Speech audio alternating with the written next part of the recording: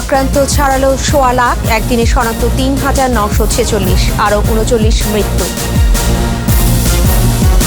করোনার মধ্যে ডায়ালাইসিস সংকটে কিডনি রোগীরা, কোভিড হাসপাতালে শয্যা ১০৬। স্বাস্থ্যবিধি ও সামাজিক দূরত্ব মেনেই কোরবানির পশুর হাট, জানালেন স্থানীয় সরকার মন্ত্রী। বৈশ্বিক অর্থনীতি ৪.৯% সংকুচিত হতে পারে, বলছে IMF। $12 ট্রিলিয়ন ক্ষতির আশঙ্কা। আমলাতান্ত্রিক জটিলতা, জাপানি বিনিয়োগে প্রধান বাধা, নীতিমালা সহজ করার আহ্বান।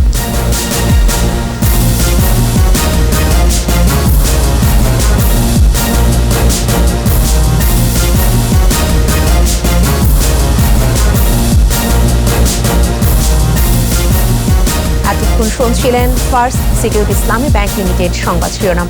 আপনাদের প্রত্যেককে আমন্ত্রণ জানাচ্ছি সন্ধ্যা 7টার 21 সংবাদের সাথে থাকছে আমি ফেরদৌসী আহমেদ। দর্শক, 21 টেলিভিশনের সংবাদ একই সাথে সরাসরি দেখতে পাবেন আমাদের ফেসবুক পেজ www.facebook.com/2124 অনলাইনে। যাব পুরো সংবাদে। সংক্রমণের 110তম দিনে আক্রান্তের সংখ্যা ১৬ লাখ ছাড়ালো। একদিনে শনাক্ত হল ৩,৯৪৬, মারা গেছে ৩৯ জন। এ পর্যন্ত সুস্থ হয়েছে ৫১,৪৯৫ জন। সুস্থতার হার ৪০.৬৭%। আকবর হোসেন সুমনের রিপোর্টে বিস্তারিত। সংক্রমণের এ পর্যায়ে কঠিন সময় পার করছে বাংলাদেশ। সপ্তাহ দুয়েক ধরেই আক্রান্তের ঊর্ধ্বগতি অব্যাহত আছে। নিয়মিত স্বাস্থ্য বুলেটিনে জানানো হয় ২৪ ঘণ্টায় নমুনা সংগ্রহ হয়েছে ১৭,৫৮৬টি। তবে আগের নমুনা যুক্ত করে পরীক্ষা হয়েছে ১৭,৯৯৯টি। এতে শনাক্ত হয়েছে প্রায় ৪,০০০। মৃত ৩৯ জনের মধ্যে ঢাকা ও চট্টগ্রাম বিভাগে ১০ জন করে, রাজশাহী ও খুলনা বিভাগে ৫ জন করে, বাকিরা অন্য বিভাগের। যা নমুনা পরীক্ষা হয়েছে তাতে শনাক্ত হয়েছে ৩,৯৪৬ জন এবং শনাক্তের হার ২১.৯২%। এ পর্যন্ত শনাক্ত হয়েছে ১,২৬,৬০৬ জন। ২৪ ঘণ্টায় মৃত্যুবরণ করেছেন ৩৯ জন। শনাক্ত বিবেচনায় মৃত্যুর হার ১.২৮%। এ পর্যন্ত মৃত্যুবরণ করেছেন ১,৬২১ জন। কোভিড যুদ্ধে সম্মুখ যোদ্ধাদের প্রতি কৃতজ্ঞতা জানিয়ে সবাইকে আরও বেশি সচেতন হওয়ার পরামর্শ দেয় স্বাস্থ্য অধিদপ্তর। তাদের এই আক্রান্ত এবং মৃত্যুবরণের কথা স্মরণ করে আমরা যেন প্রত্যেককেই সচেতন হই, সতর্ক হই, আমরা যেন আর কাউকে না হারাই এই কোভিড বা করোনা ভাইরাসে আক্রান্ত হয়ে। সংক্রমণ প্রতিরোধে নির্দেশিত ব্যবস্থা মেনে চলারও আহ্বান জানানো হয় স্বাস্থ্য বুলেটিন থেকে। ১০০% মাস্ক পরা নিশ্চিত না করা গেলে এই করোনা ভাইরাসকে আসলে প্রতিরোধ করা যাবে না। আকবর হোসেন সুমন, 21 টেলিভিশন, ঢাকা। করোনা পরিস্থিতিতে ডায়ালাইসিস সংকটে চরম ঝুঁকির মধ্যে আছেন কিডনি রোগীরা। সারা দেশে কোভিড হাসপাতালে মাত্র ১০৬টি ডায়ালাইসিস শয্যা। সেই সাথে ক্যান্সার, ডায়াবেটিস সহ জটিল রোগীদের চিকিৎসায় সংকট আছে ICU শয্যারও। এ অবস্থায় হাসপাতালগুলোতে হাই ফ্লো নেজাল ক্যানোলা ও লিকুইড অক্সিজেন প্লান্ট রাখার পরামর্শ বিশেষজ্ঞদের। বিস্তারিত জানাচ্ছেন স্মৃতি মণ্ডল। ডায়াবেটিস, হাইপারটেনশন, উচ্চ রক্তচাপ, ক্যান্সার, কিডনি রোগ ও ফুসফুসের সমস্যা যাদের আছে, করোনায় তাদের মৃত্যু ঝুঁকি বেশি। সংক্রমণের শুরু থেকেই এ সতর্কবার্তাই দিচ্ছে স্বাস্থ্য অধিদপ্তর। যাদের বয়স বেশি এবং যাদের অন্য রোগ বালাই আছে, বিশেষ করে যাদের উচ্চ রক্তচাপ, ডায়াবেটিস, শ্বাসতন্ত্রের রোগ এসব আছে, তাদের একটু মৃত্যু ঝুঁকি বেশি। করোনা আক্রান্তদের অনেকেরই কিডনি সমস্যা থাকায় প্রয়োজন হয় ডায়ালাইসিস। এক্ষেত্রে সরকার নির্ধারিত কোভিড হাসপাতালে ডায়ালাইসিস শয্যার সংখ্যা মাত্র ১০৬টি। তাও আবার ঢাকার বাইরের কোনো হাসপাতালে নেই ডায়ালাইসিসের সুযোগ। শুধু কি কোভিড রোগী, নন কোভিড রোগীদের হাসপাতালে ভর্তির ক্ষেত্রেও সংকট কাটেনি এখনো। কোভিড হাসপাতালগুলোতে শয্যার সংখ্যা বাড়ানোর পাশাপাশি সব হাসপাতালের মধ্যে নেটওয়ার্ক স্থাপনের পরামর্শ বিশেষজ্ঞদের। শয্যা সংখ্যা বাড়ানো, যাতে কোনো রোগী ফেরত না যায় ভর্তি হতে না পেরে। হাসপাতালগুলোর মধ্যে নেটওয়ার্কিং গড়ে তোলা, যাতে এক হাসপাতাল না নিতে পারলে বলতে পারবে যে ওই হাসপাতালে জায়গা আছে, সেখানে যেন সে যায়। যারা হাসপাতালে আসছেন তাদের করোনা সন্দেহ হোক বা অন্য কোনো রোগ নিয়ে আসুক, তাদের টেস্ট করা খুবই জরুরি তাদের চিকিৎসার জন্য। তাদের জন্য টেস্টটা সংরক্ষণ করে যেখানে রেড জোন সেখানে সবার টেস্ট করা প্রয়োজন। বিশেষজ্ঞরা বলছেন, করোনা আক্রান্ত জটিল অনেক রোগীর ICU প্রয়োজন হয়, সেখানেও সংকট। এ অবস্থায় লিকুইড অক্সিজেন প্ল্যান্ট এবং হাই ফ্লো নেজাল ক্যানোলা বাড়ানোর পরামর্শ তাদের। অনেক জটিল রোগীর জন্য ICUর যে ভেন্টিলেটেড বেড, তার আগেই কিন্তু তাদেরকে হাই ফ্লো ন্যাজাল ক্যানুলা যে অক্সিজেন সিস্টেম আছে, এটার মধ্যে অনেক রোগীর সেবা দেওয়া সম্ভব। আমি মনে করি লিকুইড অক্সিজেন প্ল্যান্ট বসালে পার্টিকুলারলি তখন এই ভেন্টিলেটর চালানো সহজ হবে। স্মৃতি মণ্ডল, 21 টেলিভিশন, ঢাকা। স্বাস্থ্যবিধি ও সামাজিক দূরত্ব মেনেই এবছর কোরবানির পশুর হাট বসবে, জানিয়েছেন স্থানীয় সরকার পল্লী উন্নয়ন ও সমবায় মন্ত্রী তাজুল ইসলাম। সচিবালয়ে অংশচন্দ্রের সাথে ভার্চুয়াল বৈঠকের পর ভিডিও বার্তায় একথা বলেন তিনি। ঈদুল আজহাকে সুন্দরভাবে উদযাপনের জন্য পশুর হাট বসবে সুনির্দিষ্ট জায়গাতে, স্বীকৃত জায়গাতে, স্বাস্থ্যবিধি মেনে তা পরিচালনা করা হবে। এ বিষয়ে বিস্তারিত আলোচনা হয়েছে এবং প্রয়োজনীয় আমাদের নির্দেশনা দেওয়া হয়েছে। পশুর হাটের নিরাপত্তা এবং পশু বিক্রয় এবং গন্তব্যে পৌঁছা এই সমস্ত সার্বিক বিষয়ে আমরা প্রারম্ভিক সভা করেছি। এরপরও আরও কয়েকটি সভা হবে এবং স্বরাষ্ট্র মন্ত্রণালয়ও এই বিষয়ে একটি সভা করেন। মাননীয় প্রধানমন্ত্রীর মন্ত্রণালয়ে প্রধানমন্ত্রীর অফিস থেকেও একটি সভা করা হয়। সম্মিলিতভাবে সবাই স্ব স্ব জায়গা থেকে আমরা আমাদের সচেতনতার সহিত দায়িত্ব পালন করব। করোনার প্রভাবে আশঙ্কার চেয়েও বেশি ক্ষতির মুখে পড়তে যাচ্ছে বিশ্ব অর্থনীতি। চলতি বছর বৈশ্বিক অর্থনীতি প্রায় 5% সংকুচিত হতে পারে বলে পূর্বাভাস দিয়েছে আন্তর্জাতিক মুদ্রা তহবিল IMF। World economic Outlook update প্রতিবেদনে সংস্থাটি জানায় এ ক্ষতির পরিমাণ হবে 12 ট্রিলিয়ন মার্কিন ডলার। উন্নত থেকে উন্নয়নশীল বিশ্বের সব অঞ্চলের অর্থনীতিতে এ প্রভাব পড়বে বলে প্রতিবেদনে উল্লেখ করা হয়। রিপোর্টে বাকিটা জানাচ্ছেন দুলি মল্লিক। করোনার প্রভাবে থামে উৎপাদনের চাকা, থমকে দাঁড়ায় অর্থনীতি। এবার বিশ্ব অর্থনীতি নিয়ে নতুন করে সতর্কবার্তা দিল IMF। ওয়ার্ল্ড ইকোনমিক আউটলুকের প্রতিবেদনে সংস্থাটি জানায়, চলতি বছরে বিশ্ব অর্থনীতিতে মন্দার যে পূর্বাভাস দেওয়া হয়েছিল, প্রথম 6 মাসে প্রকৃত ক্ষতির পরিমাণ অনেক বেশি। এপ্রিলে তথ্য বলছে 2020 সালে বিশ্ব অর্থনীতি 3% সংকুচিত হবে। নতুন বার্তায় যা দাঁড়িয়েছে 4.9%। বড় অর্থনীতির দেশও মহামারী থেকে রক্ষা পাবে না বলে জানায় সংস্থাটি। উন্নত দেশগুলোর মধ্যে যুক্তরাষ্ট্রে 8%, যুক্তরাজ্যে 10.2% ও ফ্রান্সের অর্থনীতি 12.5% সংকুচিত হতে পারে। এশিয়ার উদীয়মান ও উন্নয়নশীল দেশগুলোর মধ্যে ভারতের অর্থনীতি 4.5% সংকুচিত হবে। আসিয়ানভুক্ত দেশগুলোর ক্ষেত্রে যা হবে 2%।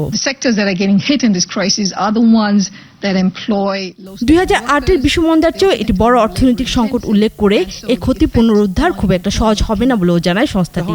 তবে 2021 সালে বিশ্ব অর্থনীতি ঘুরে দাঁড়াবে ও প্রবৃদ্ধি 5.4% হবে বলে পূর্বাভাস দিয়েছে IMF।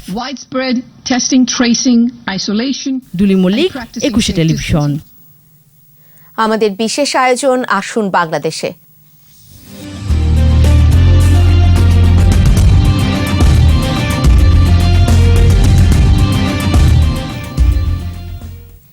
কঠিন নীতিমালার বেড়াজাল থেকে বেরিয়ে ব্যবসা করার সহজ সুযোগ সৃষ্টি করে জাপানি বিনিয়োগ বাংলাদেশে আসবে বলে মনে করেন ব্যবসায়ীরা। কঠিন নীতিমালার কারণে অতীতে অনেক জাপানি বিনিয়োগকারী প্রতিষ্ঠান মুখ ফিরিয়ে নিয়েছে। ব্যবসায়ীরা বলছেন, করোনা পরবর্তী সময়ে বাংলাদেশের সামনে এখন সুযোগ এসেছে সব বাধা দূর করে বিনিয়োগ আকর্ষণে। পররাষ্ট্রমন্ত্রী বলছেন, সবকিছু বিবেচনায় নিয়েই কাজ করছে সরকার। রিপোর্টে আরও জানাচ্ছেন মোহাম্মদ নুরুন নবী। বাংলাদেশের পরীক্ষিত বন্ধু জাপান দীর্ঘ পথ চলায় সবসময় পাশে থেকেছে দেশটি। একসময় মৈত্রী ভিত্তিতে আর এখন সরাসরি অবকাঠামো উন্নয়নে যুক্ত দেশটির উন্নয়ন সংস্থা জাইকা। এবার বিনিয়োগ বাড়াতে চেষ্টা চালিয়ে যাচ্ছে আরেকটি জাপানি সংস্থা জেট্রো। দীর্ঘ সময় ধরে বেশ কিছু জাপানি প্রতিষ্ঠান বাংলাদেশে কাজ করছে। আরও অনেক বেসরকারি কোম্পানি বিনিয়োগে আগ্রহী। তবে জাপানিরা সব কাজই দ্রুত শেষ করতে চায়, আর সেখানেই বাধা বাংলাদেশের সময় সাপেক্ষ নীতি ও আমলাতান্ত্রিক জটিলতাই যেন পথের কাঁটা। আর তাই ভ্যাট, ট্যাক্স, কর্পোরেট ট্যাক্স সহ কিছু সুযোগ সুবিধা অন্যান্য দেশের সাথে মিলিয়ে সহজ করার তাগিদ ব্যবসায়ীদের। কি জিনিস জাপানিজ বিনিয়োগকারীরা চাচ্ছেন, এখানে যে বিনিয়োগকারীরা আছেন তারা কি ধরনের সমস্যার কথা বলছেন এবং কি নতুন জিনিস তাদেরকে দেওয়া হলে নতুন বিনিয়োগকারীরা ইন্টারেস্টেড হবেন নীতি যখন তারা দেখে এটা যাতে লং টার্ম থাকে। শুধুমাত্র এসব কারণেই বারবার কাছে এলেও ধরা দেয়নি জাপানি বিনিয়োগ। যদিও প্রায় একই ভৌগোলিক অবস্থানে থেকে ভিয়েতনাম, কম্বোডিয়া, থাইল্যান্ড, ইন্দোনেশিয়ার মতো দেশ বরাবরই আকর্ষণে থাকে জাপানি বিনিয়োগকারীদের। কর্পোরেট ট্যাক্স যেমন বাংলাদেশে বেশ হাই, এগুলি একটু অন্যান্য দেশের সাথে মিলিয়ে একটু দেখা উচিত যে সেটাকে কোনো রকমের কোনো চেঞ্জ আনা যায় কিনা। পররাষ্ট্রমন্ত্রী জানালেন বিষয়টি সরকারের নজরে আছে। একাধিক দফতরে ঘোরাঘুরি বন্ধ করতে ওয়ান স্টপ সার্ভিস দেওয়া হবে বলেও জানান তিনি। আমার দেশে একটা কোম্পানি রেজিস্ট্রেশন করতে একেবারে বহু কষ্ট করতে হয়, অনেক দিন লাগে, অনেক বাধ্যবাধকতা, আমাদের ডকুমেন্টেশনের সাবমিশনের বহু রকম রকমারি জিনিস, এইসবে ওরা মেজাজ করে চলে যায়। সবকিছুই সহজ করা গেলে করোনা পরবর্তী সময়ে খুলবে জাপানি বিনিয়োগের পথ। আমরা 176 থেকে 168 নাম্বার র্যাঙ্কিংয়ে আসছি, তবে আমরা যাদের সাথে কম্পিট করতেছি তারা আমাদের থেকে অনেক ভালো। মোহাম্মদ নুরুন নবী, একুশে টেলিভিশন, ঢাকা। বিরতি নিচ্ছি। স্বাস্থ্যবিধি মেনে চলুন, সুস্থ থাকুন। যখন ফিরছি তখন অন্যান্য খবরের সঙ্গে আরও থাকবে। মানুষকে বাঁচানোই একমাত্র রাজনীতি বললেন ওবায়দুল কাদের। চিকিৎসা না পাওয়ার অভিযোগ ফখরুলের। মানব পাচার মামলায় 17 দিন রিমান্ড শেষে কুয়েতের কারাগারে এমপি পাপ্পু।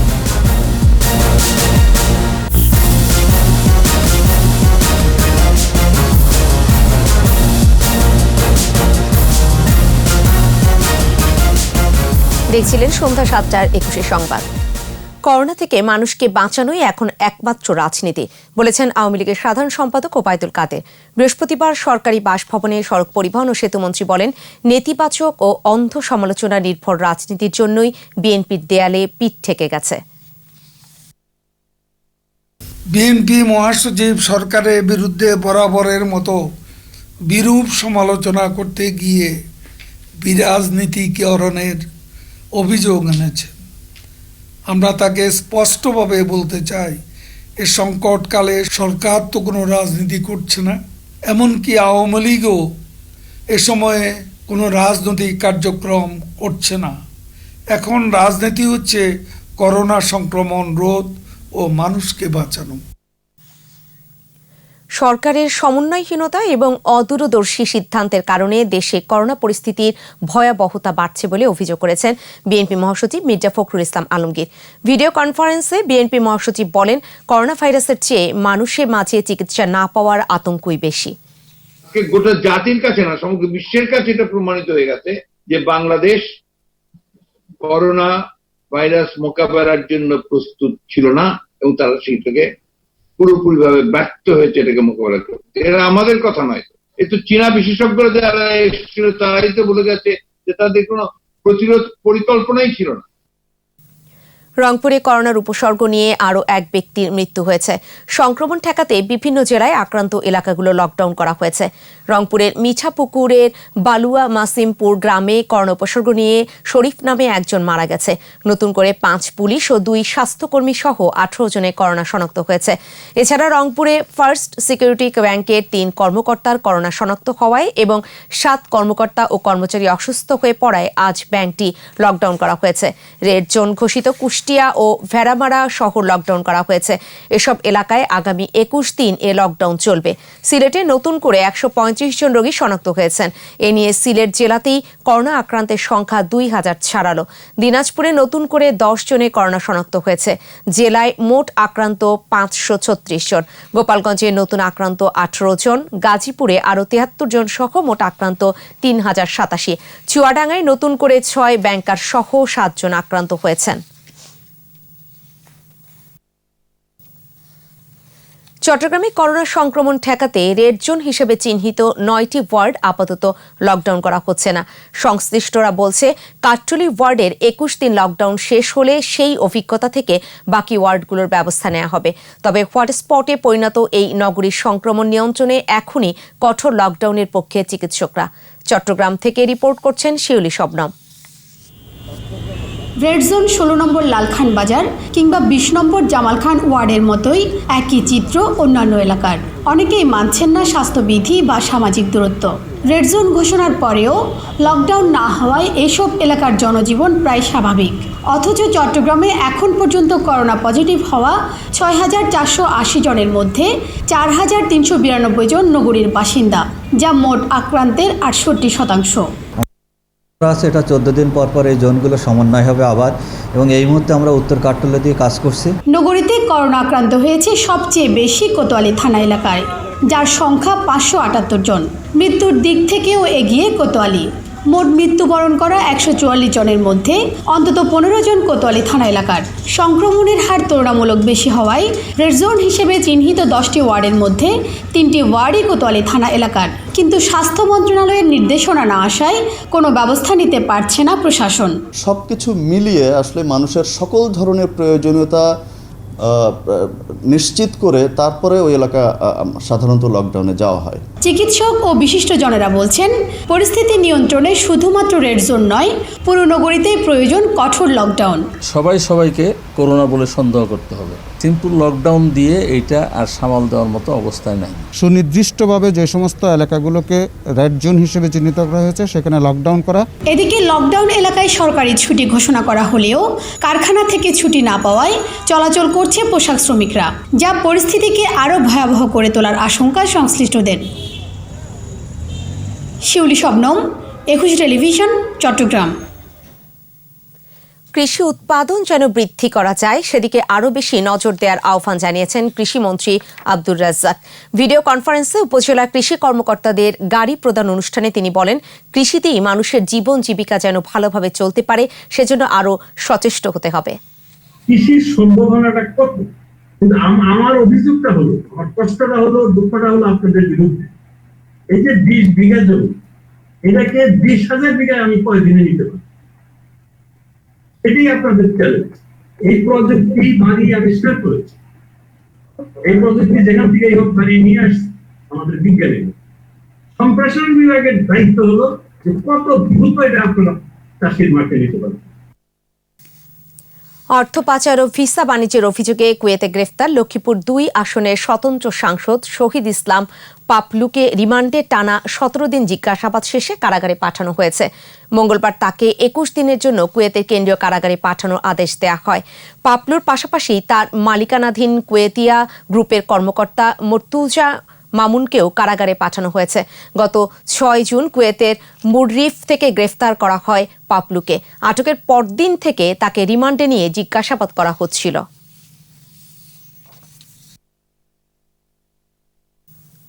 বিরতি নিচ্ছি।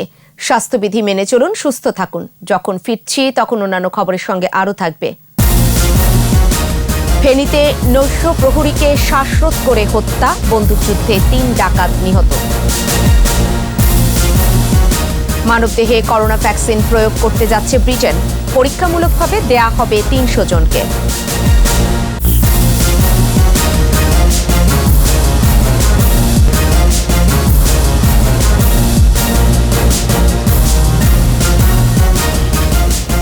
দেখছিলেন সন্ধ্যা 7টার 21 সংবাদ।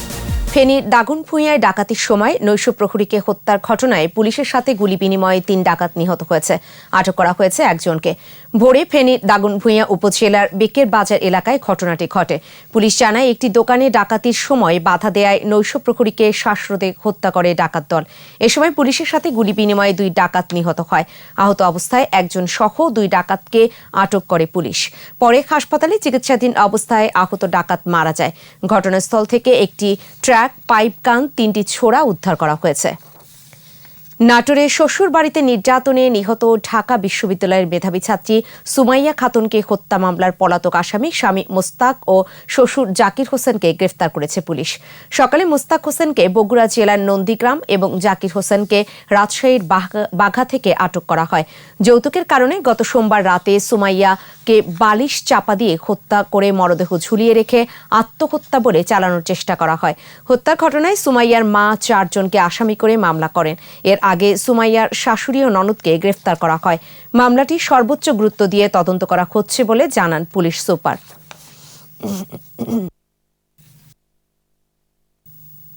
কোভিড-19 মোকাবেলায় রোহিঙ্গা ক্যাম্পগুলোতে স্বাস্থ্য অধিদপ্তরকে আরও বেশি নজর দেওয়ার দাবি জানানো হয়েছে। ঢাকা রিপোর্টার্স ইউনিটি মিলনায়তনে সমাজ কল্যাণ সংস্থা স্কাস তাদের জরিপ তুলে ধরে জানায়, রোহিঙ্গা ক্যাম্পে 30% মানুষের মাঝে এ বিষয়ে কোনো সচেতনতা নেই। করোনা সংক্রমণ যেভাবে বাড়ছে, এ অবস্থায় ক্যাম্পগুলোতে আরও বেশি নজরদারির তাগিদ দেওয়া হয় সংবাদ সম্মেলনে।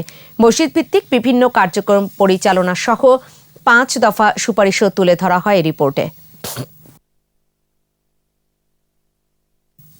আমাদের সাপ্তাহিক আয়োজন সোশ্যাল ইসলামী ব্যাংক লিমিটেডের সৌজন্যে কৃষি।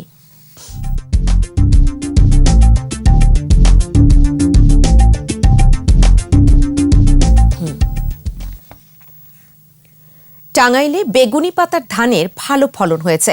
প্রতি বিঘাতে ধান হয়েছে 23 মণ করে। টাঙ্গাইলে এই ধান পরীক্ষামূলকভাবে চাষ করা হয়। ধানটির সফল চাষ ও ভালো ফলনের জন্য এরই মধ্যে স্থানীয় কৃষকদের মধ্যে সাড়া ফেলেছে। টাঙ্গাইল কৃষি বিভাগ বলছে, হেক্টর প্রতি 6 টন ও বিঘা প্রতি 23 মণ ধান উৎপাদন হয়েছে। এর অন্যতম বৈশিষ্ট্য হলো এর রোগ প্রতিরোধ ক্ষমতা অনেক বেশি। অল্প সময়ে বেশি ধান হওয়ায় এই ধান চাষে অনেকেই আগ্রহী হয়ে বীজ নিয়ে যাচ্ছে। ফলন অনেক ভালো হওয়ায় কৃষক পর্যায়ে এর চাহিদা বেড়েছে। আগামী মৌসুমে আবাদ অনেক বৃদ্ধি পাবে। কৃষি বিভাগের পক্ষ থেকে বেগুনি পাতার ধান চাষে সব রকম সহযোগিতা করা হবে।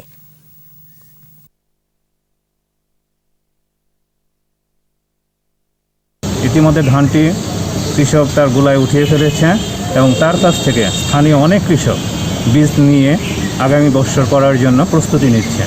আমরা আশা করছি টাঙ্গাইলেতে, বিশেষ করে দেলদুয়ারে, আগামী বছর এর ফলন অনেক বৃদ্ধি পাবে।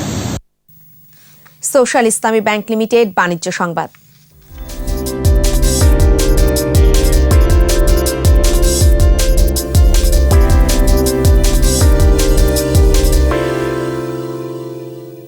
সূচক বেড়েছে দেশের পুঁজিবাজারে, কিছুটা বেড়েছে লেনদেনের পরিমাণও। বৃহস্পতিবার ডিএসইতে লেনদেন হওয়া 265টি প্রতিষ্ঠানের মধ্যে দর বেড়েছে মাত্র 29টির, কমেছে 16টির আর অপরিবর্তিত রয়েছে 220টির দর। ডিএসই প্রধান সূচক DSEX 4 পয়েন্ট বেড়ে উঠে আসে 3,969 পয়েন্টে। দিন শেষে ডিএসইতে লেনদেনের পরিমাণ দাঁড়ায় মাত্র 68,35 লাখ টাকা। সূচক কিছুটা বেড়েছে সিএসইতেও।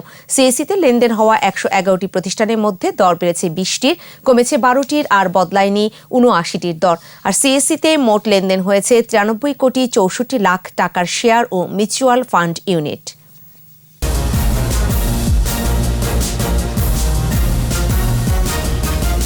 দেখছিলেন সন্ধ্যা 7:21 সংবাদ। জানাবো খেলার খবর।